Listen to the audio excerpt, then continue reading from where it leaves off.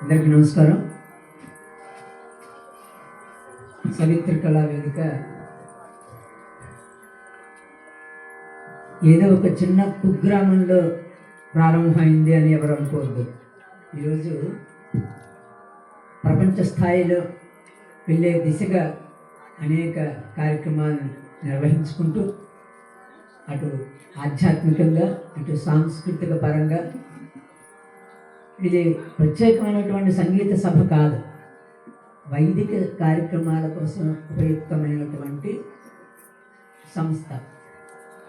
మరి ఇలాంటి ఈ కళావేదిక పెద్దలందరి యొక్క ఆశీస్సులతో దినదిన ప్రవర్ధమానమవుతూ ఈ రోజున దక్షిణ భారతంలో ఎక్కడో ఆంధ్రాలో ఈ కార్యక్రమం జరుగుతుండటం నేను కూడా పాల్గొనాలి అనేటువంటి స్థాయికి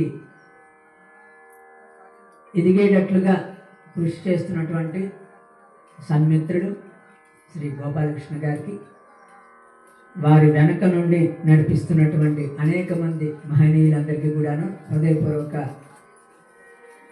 నమస్కారాలు తెలియజేసుకుంటూ, మరి ఇలాంటి వేదికలో నాలాంటి చిన్నవారికి కూడా ఒక కార్యక్రమాన్ని ఏర్పాటు చేస్తూ